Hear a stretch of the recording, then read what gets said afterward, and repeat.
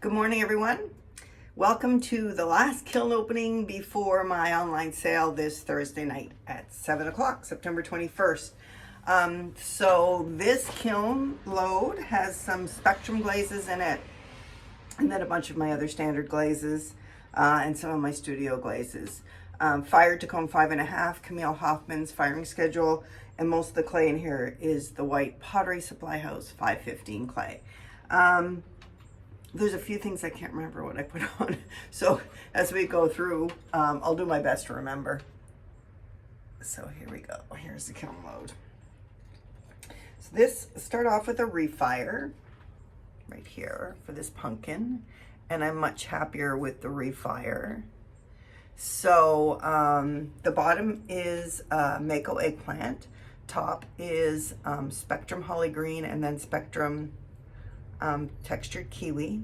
There was a band of deep sienna speckle, and then I threw on a little more textured kiwi, some textured autumn purple, and then a little bit of flux just to try to get a little more flow, and that worked better. So that looks much better. It was very stripy before. So that's more the look I'm going for. Pull this table a little closer. Perfect. Okay. So my last video, I did a comparison of winterwood and so Mako winterwood and Amico river birch. So this is, and the main reason that drove that was I need to make some plates for a gift, and I wanted something that had a little more gloss to it than winterwood for food.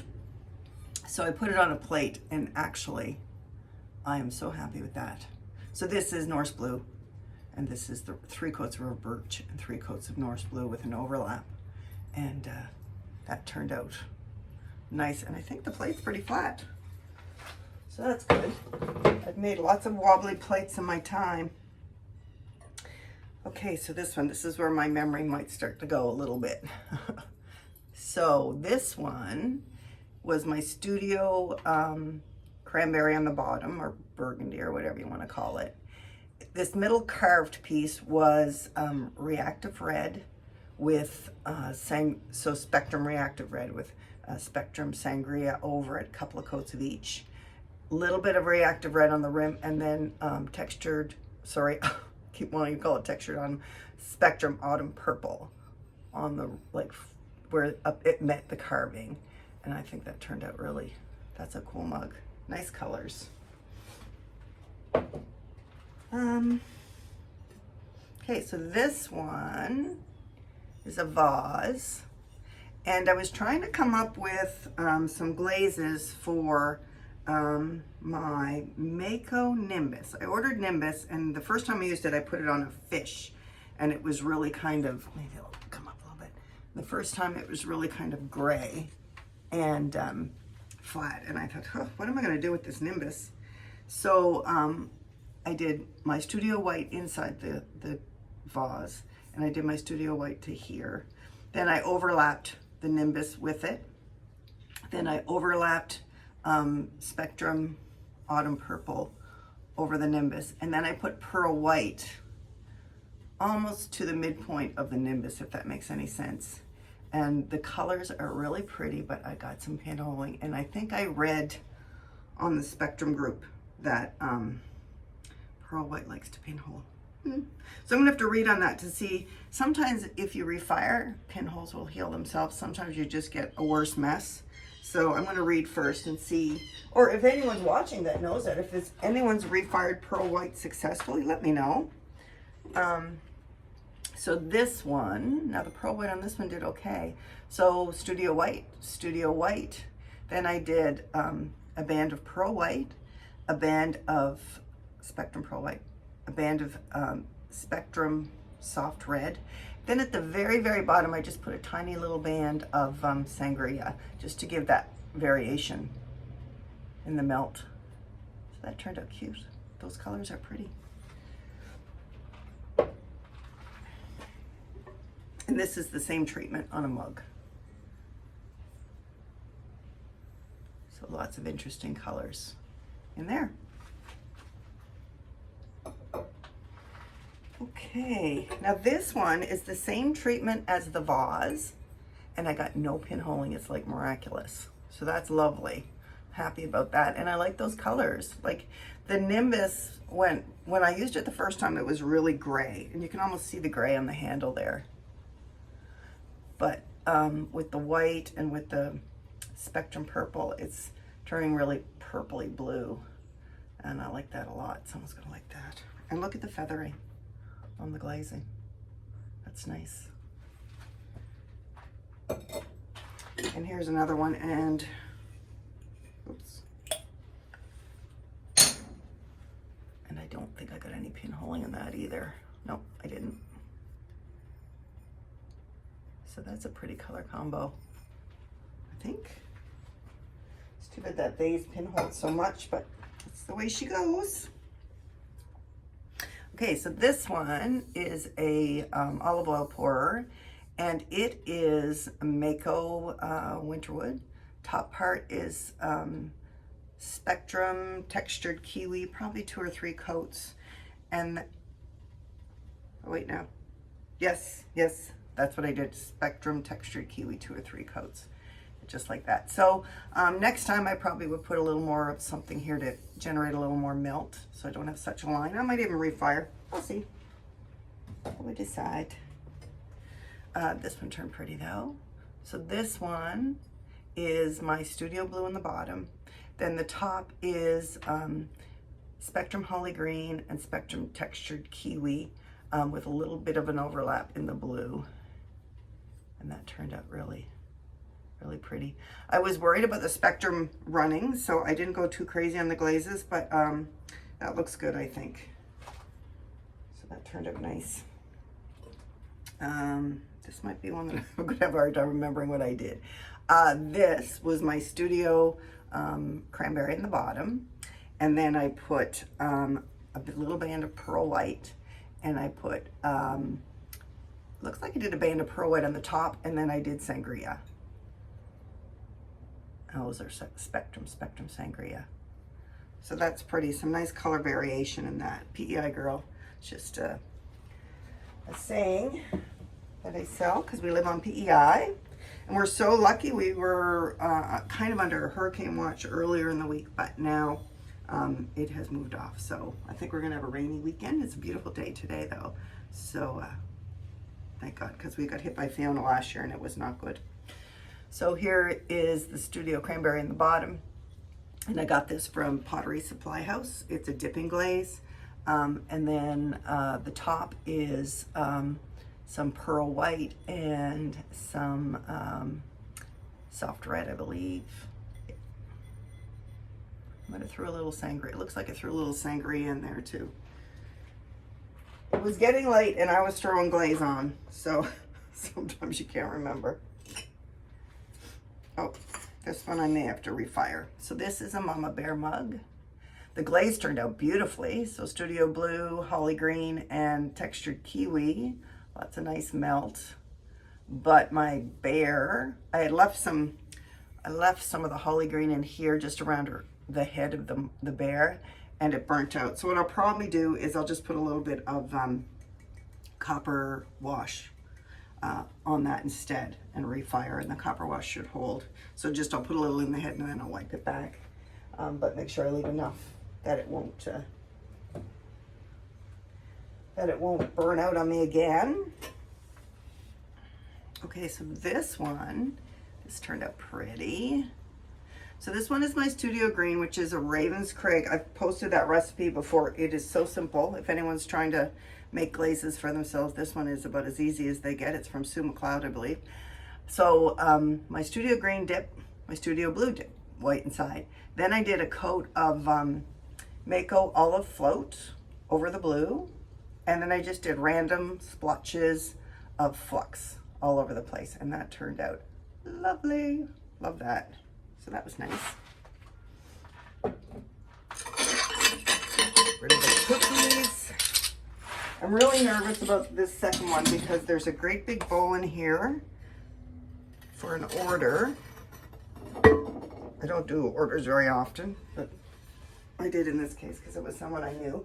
And I wouldn't have time to refire. So everyone, pray to the kiln. Ooh, looks good from the top. I'll let you have a peek. It's that big bowl down there.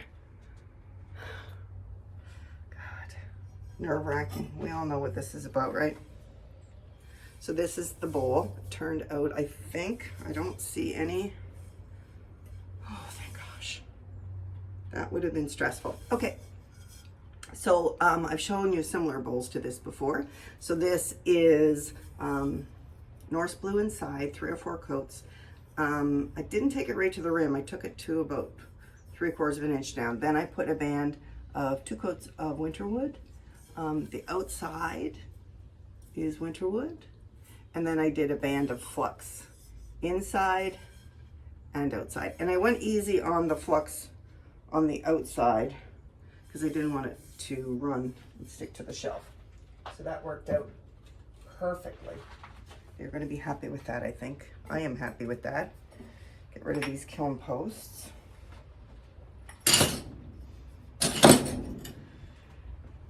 Okay. Oh, Mama Bear again burnt out. So I have to make sure I leave more glaze in there next time. I was kind of just leaving it right around the edges. I don't know if you can see that. But Mama needs a little bit more glaze. Okay, and what's this one? Oh, but that one turned out pretty. Oh, that was the same. Oh no, this is a different treatment. So this was my studio green dipped all the way. Then I did a band of flux. Then I did a dip of my studio blue, and then I did some, I went a little crazy, and then I did some blue hydrangea. So there's a little bit of gold flecking in there too. And that turned out so nice. So I did the same with the Mama Bear mug as well.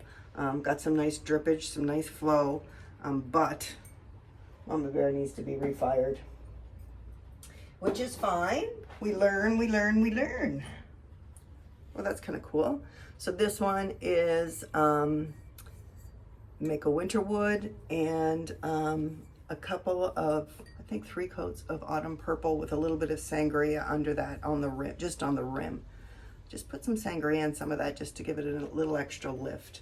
Because the autumn purple I find can be quite soft. I'm just learning because I haven't used these glazes very much. Oh, that turned out pretty. This is one of my favorite combos. So this is Mako Frosted Lemon on the bottom, and I painted that on, so that's a brush on glaze. This is Laguna Power Turquoise dipped slightly over the frosted lemon, and that is a dipping glaze, so for those of you that want to know if you can mix. Then I did seaweed over the Laguna Power Turquoise. And look at the color you get where they meet. That's so cool. That's a pretty mug. And I did a wine cup, the same variation.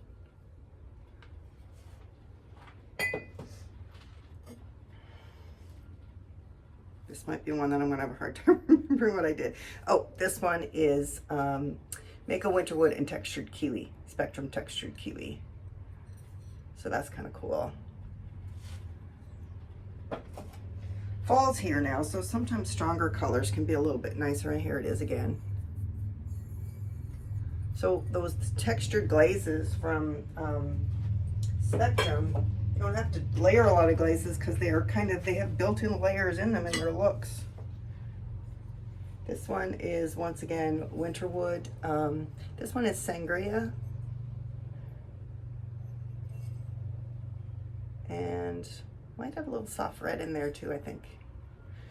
Sorry, as I said, I was glazing very late, so my brain was not working the best. This one is Sangria and Studio Red and some Reactive Red under the Sangria. So I was just playing with the reds and the pinks, seeing what kind of variation I could get, just for a difference. And there it is, the same thing again. Those turned out pretty. I think someone's gonna like those. They're pretty. And then I've got a few magnets. trying to fill all the little spaces of the kiln. I follow Von Smith, PEI girl, so I just have to glue magnets onto these. This is just a little crow. Tis the season. Bumblebee. So this, oh, I guess I could tell you what they are. This one is Mako Marigold. This is just my Studio Black, white back. This is Autumn Purple, Spectrum Autumn Purple. It's a pretty glaze. Lots of different things. And then this one is Soft Red, Spectrum Soft Red. And Spectrum Soft Red. So those turned out cute. So I follow Von Smith, and he always talks about using every little space of his kiln. He says if he just does a couple little trinket dishes in the little spaces, then that pays for his kiln firing. So took that to heart. I thought, okay, I got to do a few more little things that will pay for my firing. Every little bit counts, especially since clay has gotten so expensive. Glazes have gotten expensive, and shipping has gotten crazy. Okay, let's start. Okay, not 100% thrilled with that. I usually do Harry Potter mugs once a year, and I don't mind the flashing, the kiss, but when I wipe back the black, I thought that the glaze would cover just that little bit of a residue that was left. Like, I wiped really hard, but I couldn't get all the black completely off, and it's kind of coming through. So it's not as neat and tidy as I would like. I don't know if refiring would fix that. I guess I could probably sand it back, put some more glaze on, and refire. That probably would work. Well, let's look at all of them and see if the other ones fared any better. Gryffindor, that one turned out beautifully. So as I said, I only do these once a year around Christmas because I love Harry Potter. Every Christmas we watch Harry Potter in my house, all of them. And I know there's other Harry Potter lovers out there, both young and old. All right, Slytherin. Oh, that one turned out good. So, oh, I guess you'd like to know what I'm using. Studio Black on the bottom, Studio White inside, and Fire Brick Red. This one is my Studio Green, Studio Black, and White. And I'm getting some interesting, see where the green's coming over the black? That's really pretty. It's kind of like a sparkle. Looks cool, like that. And the yellow one that the black is coming through is Frosted Lemon. So that one I'm gonna have to try to fix up a little bit, maybe. We'll see. We'll see. Okay, what else do we got in here? Oh, there should be another one. Because there's 4 houses. Oh, that one turned out pretty. So this one is Ravenclaw. So that was cute. Turned out nice. Happy with that.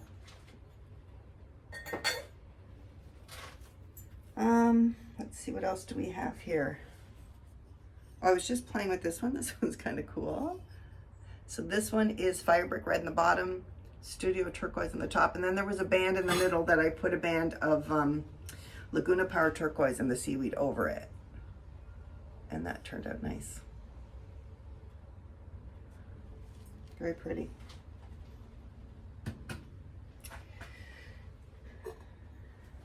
This is another one like I showed you in the previous shelf. So that's the Studio Green, Studio Blue, Olive Float, and Flux. That is a nice mug. I like that.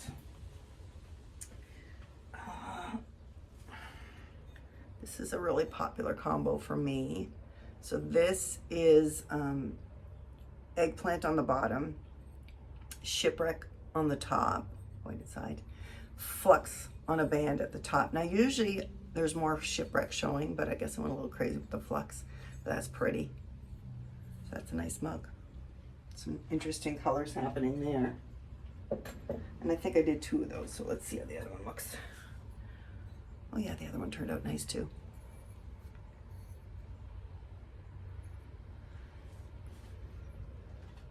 flux is your friend, I guess, in the end. Oh, but this Mama Bear mug turned out, look at that. Perfect. Awesome. So that is the frosted lemon and the power turquoise and the seaweed. And that turned out really cute. Love it. All was not lost. What's this one now? So this one is a hummingbird mug. I lost a little of my detail on that too. I probably went a little light on the glaze here. Oh gosh. Anyway, this one is the green all over, the flux, the blue, and then the blue hydrangea. And you can see the little gold flecks in that. And you can see lots of cool drippage. Flux on that studio green turns turquoise.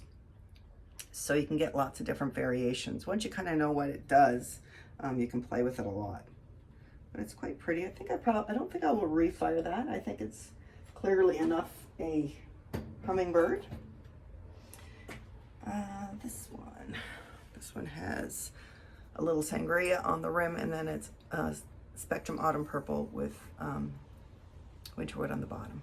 So that's cute. These are just little mugs, little tiny ones. Some people like little mugs. This is another one with the yellow frosted lemon and the power turquoise and the seaweed.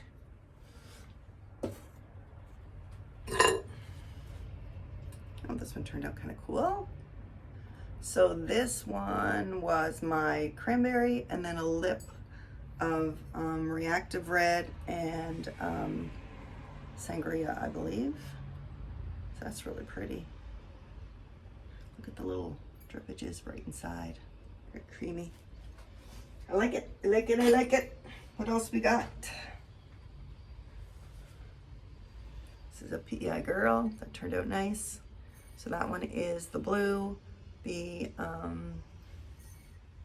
Spectrum Holly Green, and the Spectrum Textured Kiwi over it. And that turned out nice.